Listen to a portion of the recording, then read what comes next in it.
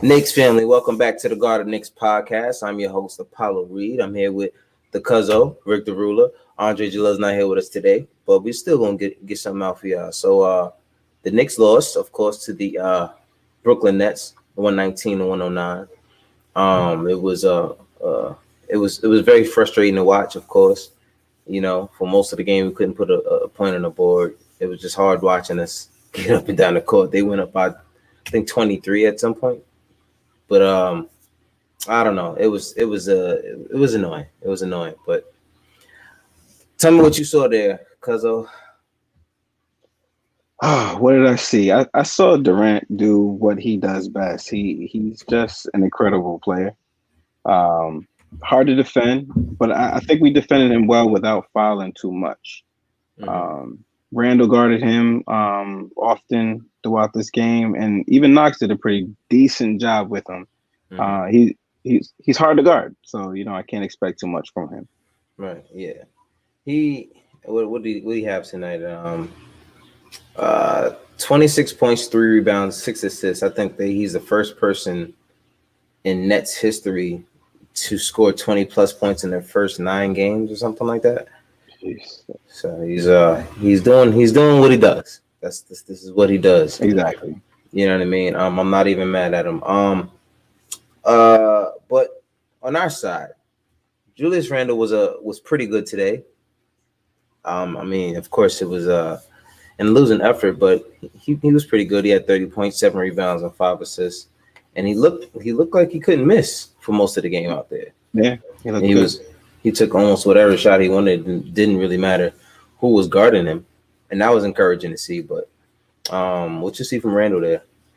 Pretty good shot selection. I didn't see him forcing it. You didn't see him barreling into defenders. It looks like he's really understanding his role and how to be effective in scoring.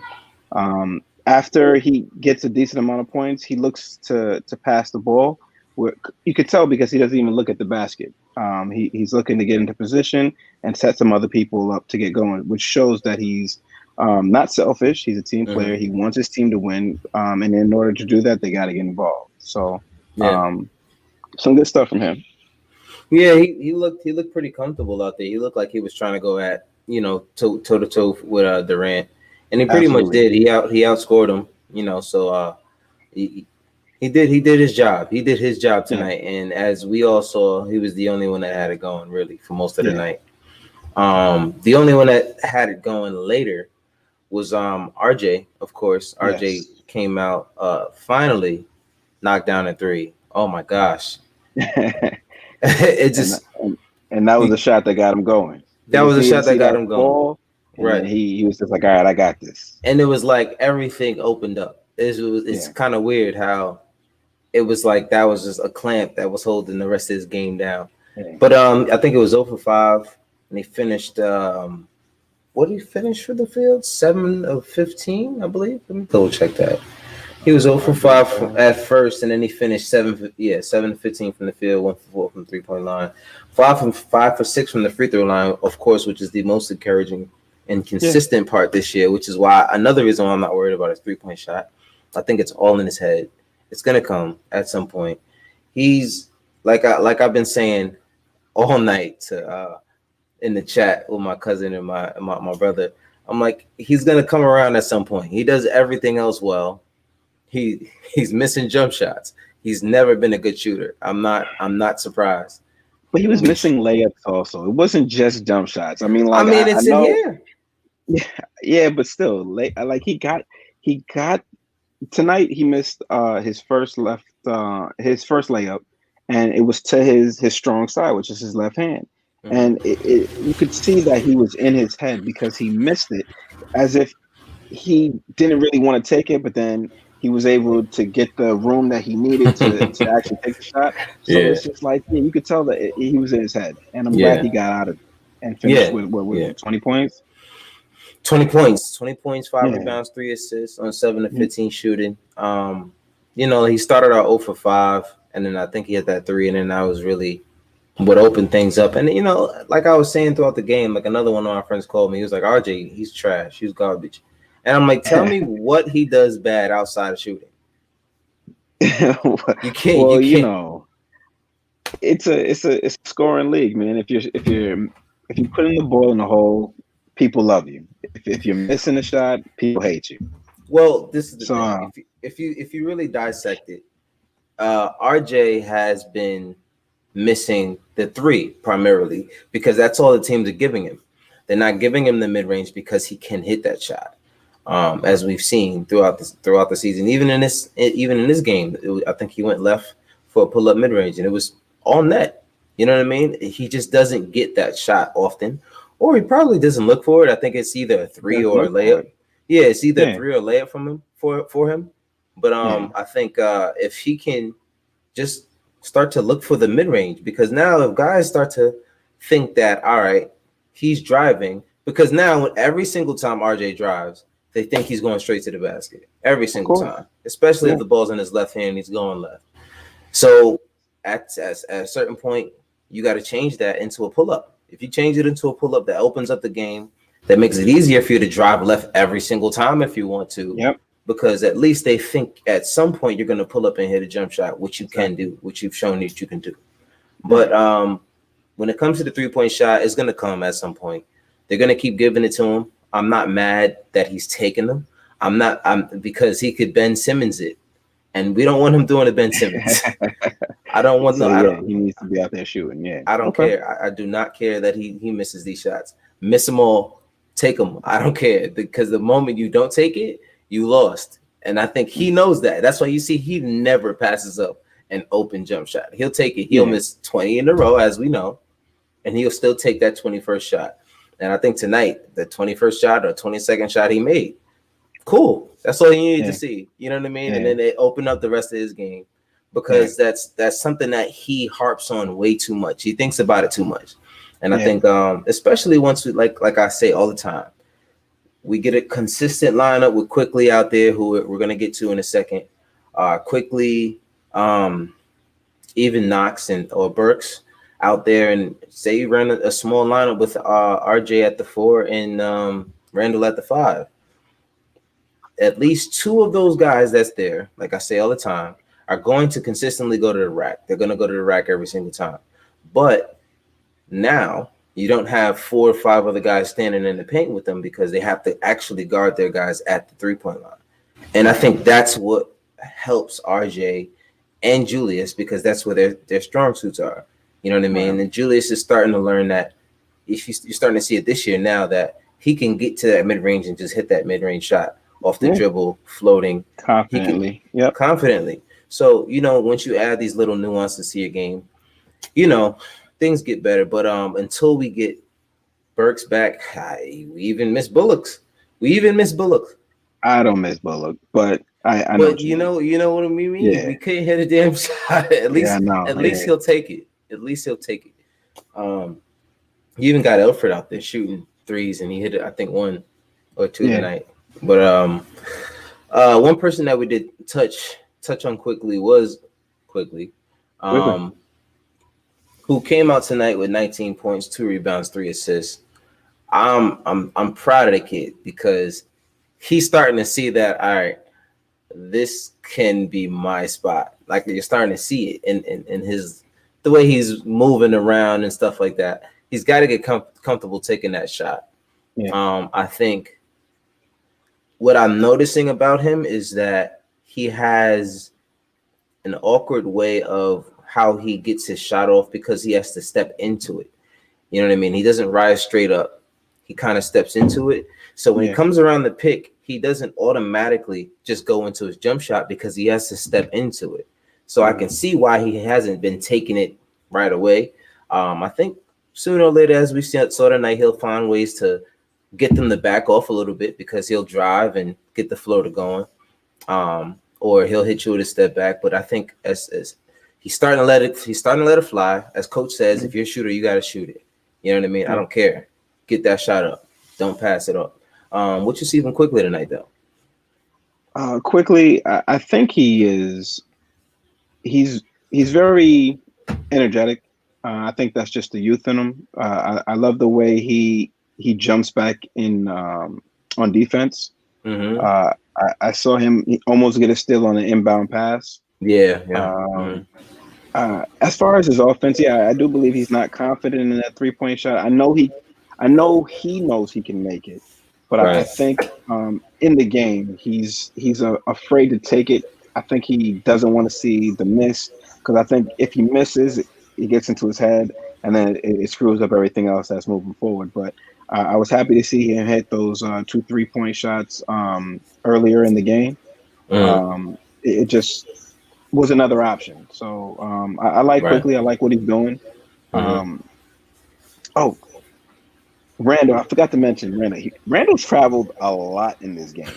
He traveled a lot. They didn't He call all of did. them, but I've seen it. He Mm-hmm. traveled a ton, and I'm Yeah. just in my head like, how do you not know your body? Like, how do you like you are in the NBA? You've been doing this for a while now. How do you not Mm-hmm. realize that this is your pivot foot? This is the one that you're gonna use. Don't move it. Like I've seen it a lot. I'm just like, yo. So they really did us a favor by not calling a lot of those. They Yeah. did make a lot of foul calls, but that's per usual. Mm-hmm. Um, but that's what I forgot to mention about Randall. But quickly, he just needs a little bit more time. I'm not worried about him. I think he Mm-hmm. has a bright future. But yeah, he did a pretty decent job. 19 points. That's not bad. Yeah. I mean, and he's getting. It's like his go-to is his floater at this point. You know what I Yes, mean? you It's like like that. he loves that floater. He'll do it from Yeah. the 3-point line if he could.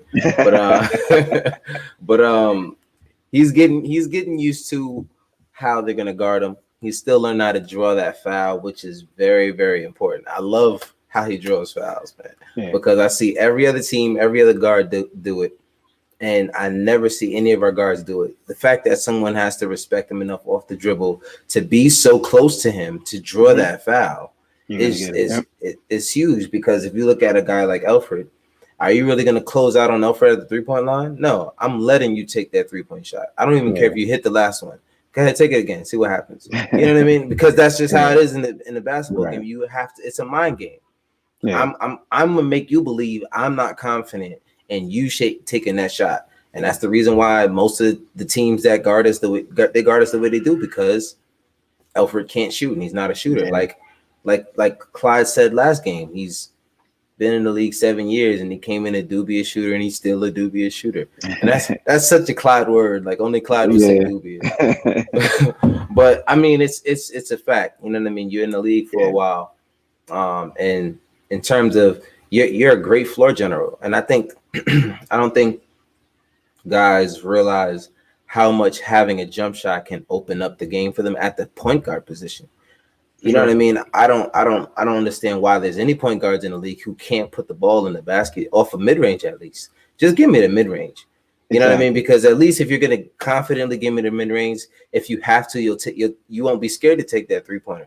But you're starting to see Alfred now. He takes the 3. I'm not mad at him. I gotta give my guy Knox some credit. You gotta throw Knox some credit. He's been balling out recently. He's been balling out recently. I don't know. At some point, Tom's got to talk about starting this kid. You know what I mean? Because I know, I know, but if you put him in the right position with the right guys, listen, I'm gonna be honest with you. By the time quickly starts, Knox has to be around starting as well, because they just play well every single time. One of them is having a good game, the other one's having a good game as well. It's just the chemistry that they developed. I don't know why. Yeah, me neither. And if we could figure that out, then we should do it every single time. But it should be like that. There should be players that play well together. They should be on the floor together. There should be that gelling. That's what teamwork is all about. So I mean, I'm glad he had a good scoring night, because he's going to shoot, whether he's making it or missing it. So I'm glad that they fell tonight. Yeah, he had 13 points, 2 rebounds, no assists. I mean, he's not out there really pass the ball. He's really out there to shoot. Exactly. So I'm not looking for him to have a high assist numbers. Like I got brain farts like these guys was having today. But 13 points, 2 rebounds on 5 or 6 from the field. Man, he missed 1 shot tonight out of 6 shots. 2 for 3 from the 3-point line. He hit his only shot from the free throw line. So he's starting to consistently play well. You know what I mean? And starting to put consistent shots up, and that's all we wanted him to do. You know what I mean? We didn't want you to do all of the extra stuff. I think last year he was trying to show that he could do everything, and it was more like, yeah, I can do it. I can do everything, but do you do everything? You know what I mean? Like it was that kind of thing, and you don't want to put too much pressure on a guy that young. And I think he had a lot of pressure on him because he felt like he had to earn that starting spot from Mook last year. So, I don't know, man. It's like I say all the time. What we talking about? Oh, shout out to the chat. I didn't even say what's up to the chat. I got a couple of my people in here, my family in here. True. Yeah. Tunes in here. My boy Wave is in here. Banksy. Yeah, that's my boy. Yeah. Okay. Yeah. We got Wave and Tune. Yeah. So like they were talking about. Hold on, plug me into the laptop real quick. Like they were talking about, he said the Knicks look tired, mid-season legs too early. I don't to be honest, I don't think it's that. Like I said earlier, what I do think it is when you're not scoring and you're consistently watching the other team go down the court and score, and you come down, somebody takes a shot and miss, turnover, go down the court, see them score. All right, we come back down, we take a wide open jump shot, miss. We're not gonna play good defense. It's just not gonna happen. It doesn't matter how you could have 5 Kawhi Leonards out there. If none of those Kawhis are hitting jump shots, none of them are going back to play defense. It's just how it is in the game of basketball. That's just how we are. As much as we want to play defense, we'll get out there, we'll run. But are we really getting out there and closing out to our man and being a step ahead of the defense? No, you're thinking about, this ain't take this stupid shot. Now, you know what I mean? That's just, you're in the head. You're ahead about the game too much. And I think that's what starts to happen. And then, it looks like fatigue, but it's really just laziness after a while. And you know what I mean? You guys don't really want to play the the defense that you have to play consistently so that you can win the game. You know what I mean? But I get it. When you guys don't have any jump shots falling, I'm going to say it again. We got to get Burks back. And it's not looking good because he's nowhere near close to where he's supposed to be from what I hear. He's still in that boot. And he had a good start this season. And of course, in Knick fashion, we lose somebody that we could really, really use. But yeah. And it sucks because someone else mentioned that Burks, he usually gets hurt everywhere he goes at some point or something like that. Then I started to look back on it and I realized, I'm like, yeah, I do kind of remember that. So hopefully he's back soon. It was just an ankle injury. It took him 7 to 10 days and then they put him in the boot. So I don't know what's going on. It's kind of weird. But hopefully he's not brittle like our old KP. But speaking of who came back tonight and was hitting some shots. The kid's bowling, you know what I mean? We don't throw no KP love over here. I'm gonna throw some KP love for my man. I'm gonna give my man Wave some love because he's the only person I know in New York who was trying to say, yo, we should get Porzingis before we actually drafted Porzingis. So I give him that. You know what I mean? So, and that's it. I ain't showing you no more love on this channel. Don't even look for it. Let me stop. Of course, it's always love, bro. But yeah, man. He came back and he's looking pretty good. I know there was a lot of people out there looking forward to the Mavericks losing so that we can get a high pick. I didn't think it was gonna happen then, and I definitely don't think it's gonna happen now. So we gotta take what we got at this point, and roll with it. You said, yeah, you was there. It was there. I was there. I was definitely there, bro. I was there for that draft, that number 4 pick. He was Phil Jackson's biggest fan. Speaking of, but anyway, we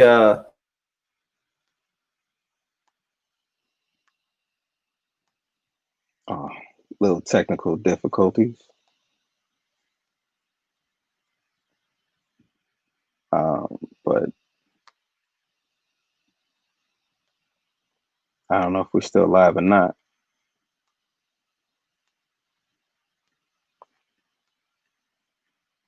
All right, but we did see we did see Obi Toppin come back tonight. He played less than a minute actually, and that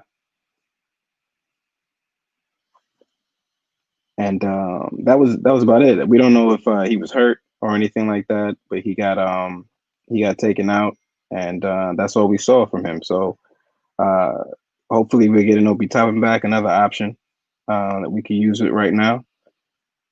But outside of that, there's really no one else really to talk about. Maybe Austin Rivers. Austin Rivers is a guy who I think he's too much into his own head. Like when he misses a layup or a shot or something like that, you see he takes it hard instead of just letting it flow. Getting back on defense right away and trying to make a play. He looked at the refs to bail him out and stuff like that. Like we don't need that. When we were running plays for him and he was knocking down threes, you didn't see he was so uptight. But he needs to loosen up. He's a decent player, and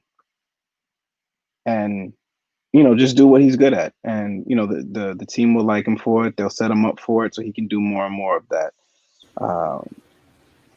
But here we go. Cap is back. My bad. My laptop straight died on me. Oh man. I just mentioned mid-sentence. I don't even remember what I was, but yeah, I just mentioned Obi played less than a minute, and then I was talking a little bit about Rivers. Yeah, man, Rivers is my guy. Look at me, I'm dropping my phone. I'm wilding tonight. Listen, y'all gonna have to pick with me today. But Rivers was out there balling. I mean, he wasn't out there balling much. He was 3 for 10. Yeah, like I was saying, he was too much in his head. And when he missed a shot, he took it too hard, and I think he was so focused on that rather than just letting it flow, get back on defense, and get ready for the next offensive handle.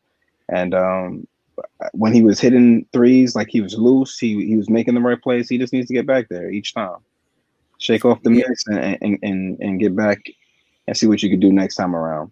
That I love him, but that dude wears his emotions on both sleeves. Yeah, you know what I mean. He makes sure you know what's going on. I mean, he still played Porcelain Queen. Who said that? Porcelain Queen.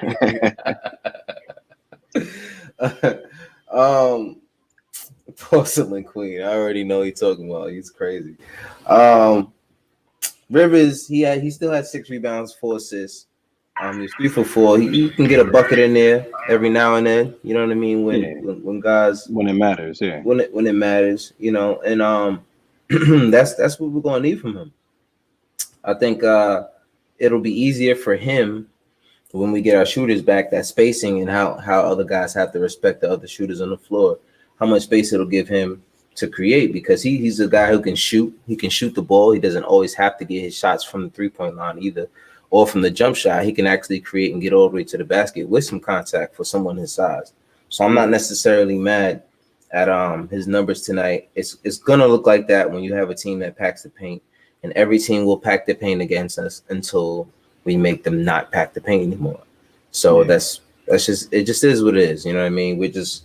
We're not a good shooting team, and until we break out the gates and we find a shooter somewhere and guys start knocking down shots, this is how they're going to defend us every single night. So that's pretty much that game in a nutshell. I mean, it was the beginning of the battle in New York, so I wish we could have got one out there against the Nets before we had to see them with Harden and Kyrie Irving.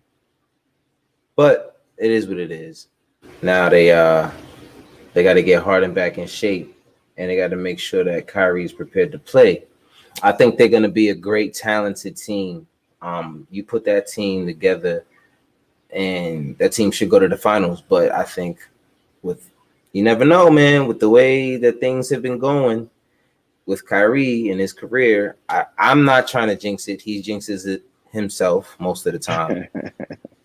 He's his own worst enemy, for real. He's his own worst enemy, man. And I think there's There's a lot that goes on in his head that he lets come out that sometimes he just keeps it. He should just keep to himself.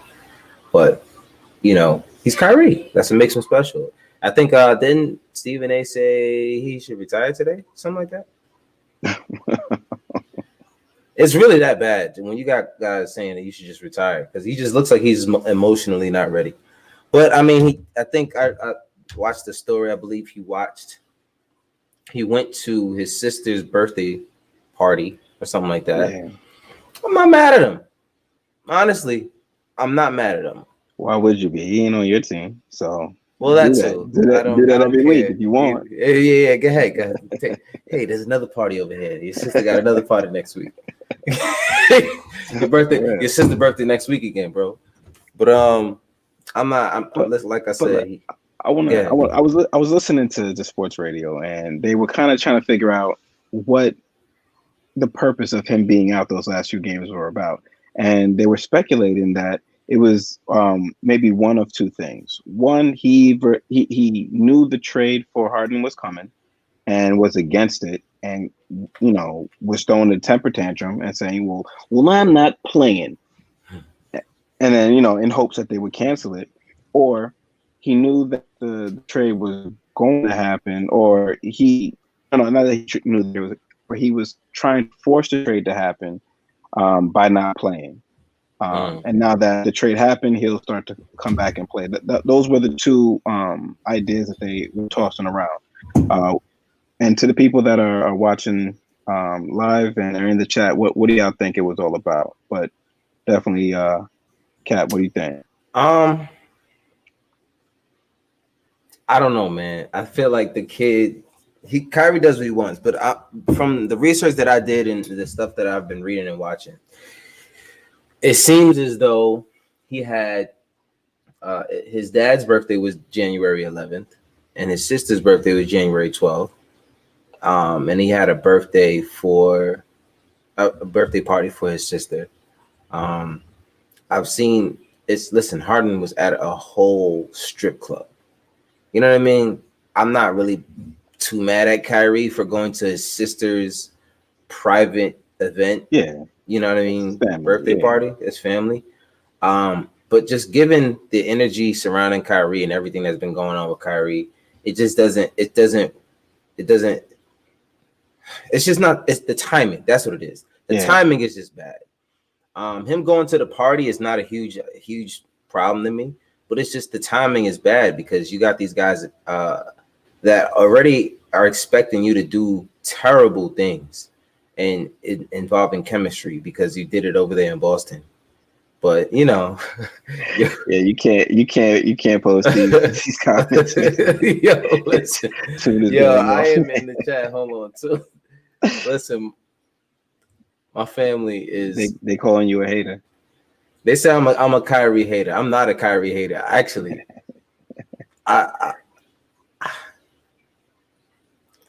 okay. I'm a little salty that him and KD didn't come to New York, but that's not what I'm talking about right now. Like I said, I don't blame him for going to the party. That's something that I've seen a lot worse from these guys, so I'm not mad at that. But given everything that's been going on in the situation, since he's been there, just the way he's handled things and things that he said, you know what I mean? It don't take away from his talent, but I just want the dude to get back to being who he was before LeBron got teamed up with him. You know what I'm saying? It's the guy who loved the game and guy who wanted to play basketball. He just doesn't seem like somebody who wants to play basketball that bad, no matter how great he is. You know what I'm saying? But he is who he is, man. This is always who Kyrie is. I almost called him Kanye. Somebody called him Kanye Irving earlier today, and I started crying laughing. That's creative. That was very, very creative. But I mean, I'm not, like I said, I'm not mad at him. I just want to see him get back to basketball. That's why we know you. That's how we know you. You know, hopefully you get back to that at some point. Sid Banksy said, I don't see anything wrong with Kyrie's actions, but I will say Kyrie has been acting very different after the bubble situation. He need a haircut first. That's a fact. You in New York, him and KD. They need a KD need a brush. What's going on? I you like 2 weeks ago. Like, what is that? Is it like a luck thing? Is it what superstition? Like, I don't get it. But I think it's I know you make too much money to have your hair looking like that, bro. There has to be some sort of, I don't know, bro. I can't explain the BDBs at the top of your hair. You know what I'm saying? Usually you have them back here, in the back. But he got them all over, and then it's the bald spot. He don't even try to like cover up the baldy. Yeah. Listen, I ain't mad at him. The boy dropped 26 points on us. I'll take that haircut too if I'm mad at like that.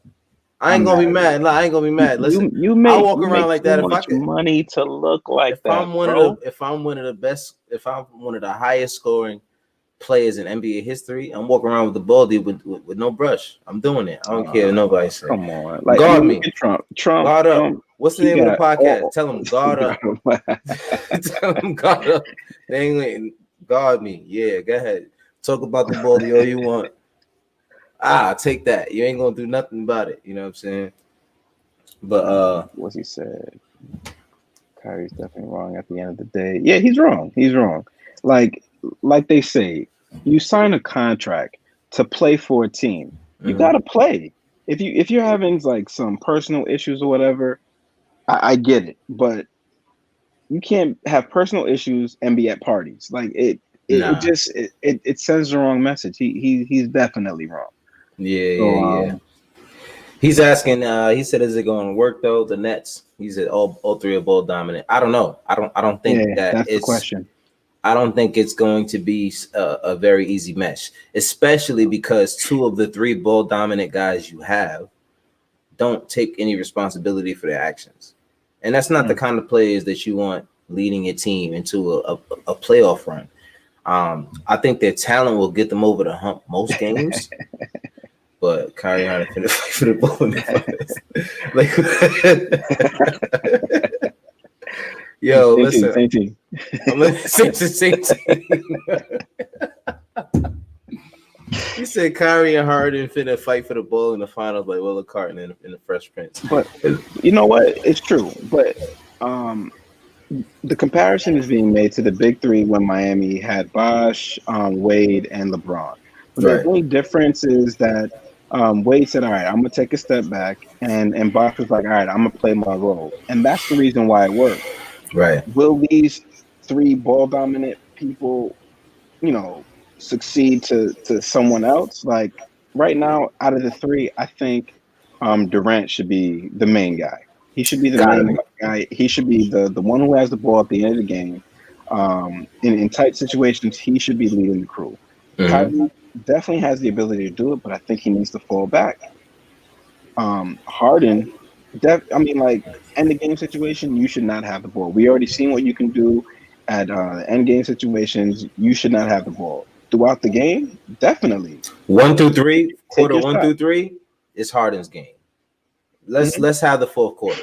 Let Kyrie and KD handle the fourth quarter. Yeah, you take the bench or fade back, figure it out. But you shouldn't have it, and you should understand that you shouldn't have it. But I think it should be KD's team, and that's the only way it's going to work in my book. But who knows? Yeah, I mean, you saw what happened in OKC, and because it wasn't KD's team, it didn't work. You know what I mean? The generational talent that KD has, he has to be the main guy. You know what I mean? You can't put the ball in someone else's hand at any point of the game and say that you're going to get a better shot than what he's going to give you. Right. I just at this point, I don't think there's anyone in the NBA, even after he came back from his injury, that I can say can put the ball in the basket better at any point of the game, at any spot, than Kevin Durant. I just don't see it happening. Yeah, I agree. But he does it effortlessly. Like, you don't see struggle on his face. He just looks the same. Yeah, he's elite. And it's crazy because it's like as long as he gets his elbows up, that's all he worries about. That's it. Can't guard it. You can't guard it because at that point you have to jump to even contest it, not even to block it, not even to get in just to contest it, just to make him feel that you're there. That's it. But do you think the injuries, the jury's action will be different once she? Yo, Tune, I'm gonna need you to get that together because I don't know what you just said just now. Some check is making me look crazy. Especially crazy. Kyrie, Harden, and KD be separate from Kyrie. I think KD should play a lot of minutes with Kyrie and a lot of minutes with Harden. I mean, they're gonna start together, all three of them. I think if there was a way you could shuffle them up to have, I just don't think having three of them on the floor for a long time does you well at all. I just don't think that's it will either. Nah, I don't think that does you well. You got to have a way to stagger that. You gave up your bench anyway. You might as well. Man, I'm surprised they still have Joe Harris, but you give up Karis LeVert, my man Jared Allen, and I think 4 first-round picks. That really is the killer. Wow. 4 first-round picks. And listen, man. And Oladipo was moved to Houston within that trade as well. Listen, it better work within the next 2 years, and these guys better stay, or this will be the second time Brooklyn gave away all of their picks in a trade. Yeah. And it amounted to nothing. Yeah. So, and really, there's only 2 years left to see if they're going to do anything. Because after that 2 years, they got opt-out options, and it could be a desert in the Nets in Brooklyn. So who knows? But again, this is Guard Up Knicks. This is not Guard Up Nets. So, not Guard Up Nets, right? I wish them not the best. I mean, I don't know what the hell to wish. So I would like for them to figure it out, but not at our expense. So we have our own struggles that we need to figure out, and that's what we need to work on. So yeah, man. I mean, it's New York at the end of the day, so I ain't gonna be too mad if they win. But I would like it to be. I would rather it to be the Knicks all day, every day over the Nets. We got family from Brooklyn. I mean, everybody in our family is really from Brooklyn. That's really where our family started and just started spreading out anyway. But I mean, right. As far as the Nets go, they from Jersey. That's all I ever knew them to be. Exactly. I mean, so I'm good. But anyway, Friday we play the Cleveland Cavaliers. Once again, it's on. I don't know how their record is. What's their record? Are they doing any better or worse? Yeah, I know they have just about to take a look at. I know they won the other night. We're both 5-7. We're both 5-7. Yeah, they won another one the other night. But yeah, I want to take them out. They should not still be on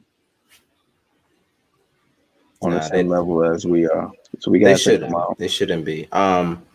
They just they have 7 centers now, I think, between.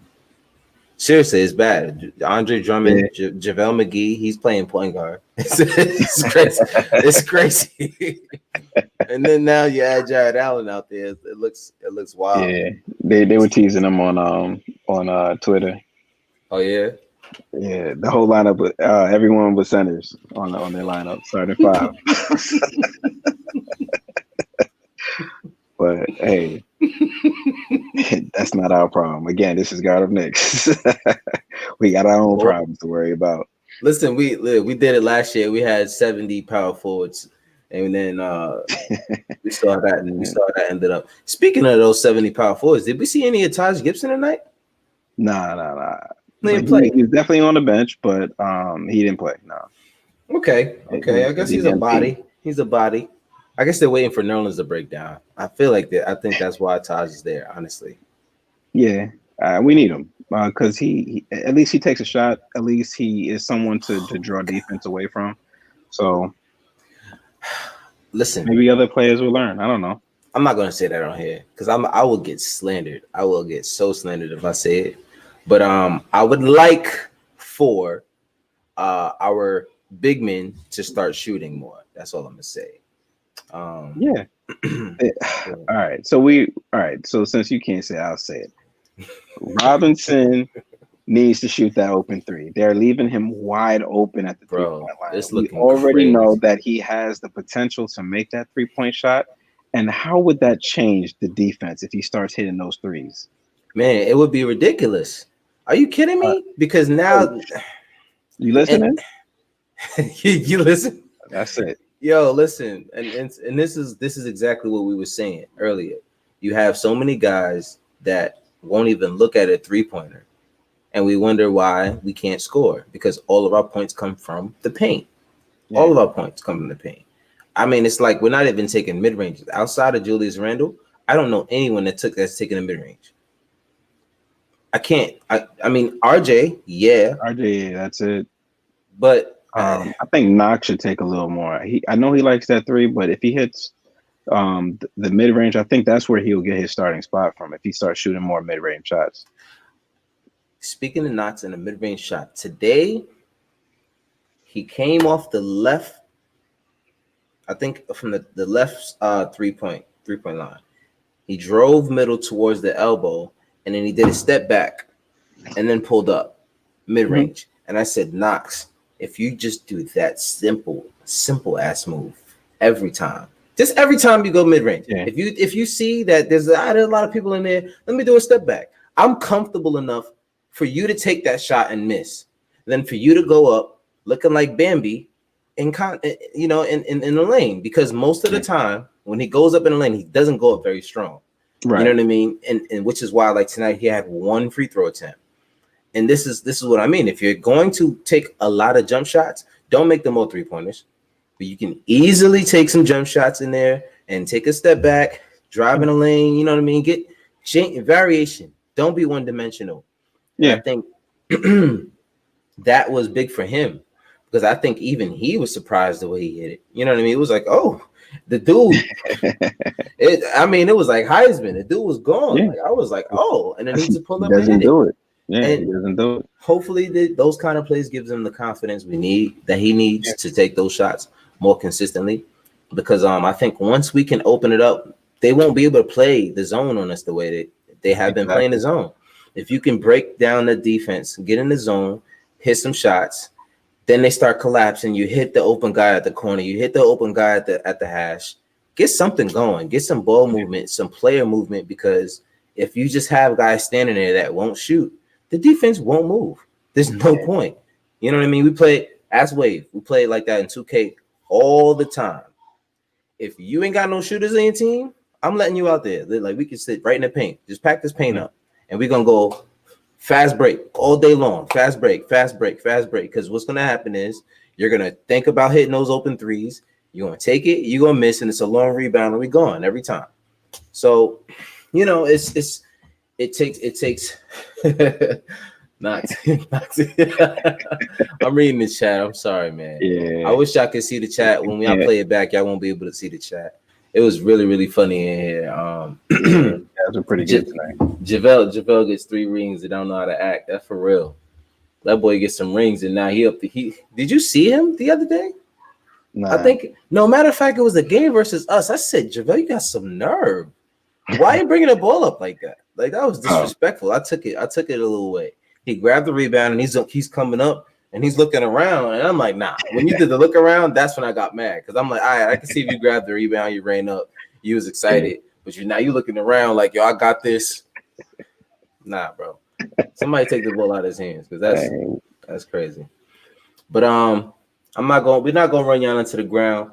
Thank y'all for joining us, chat. Thank y'all for joining and then being a part of the show tonight.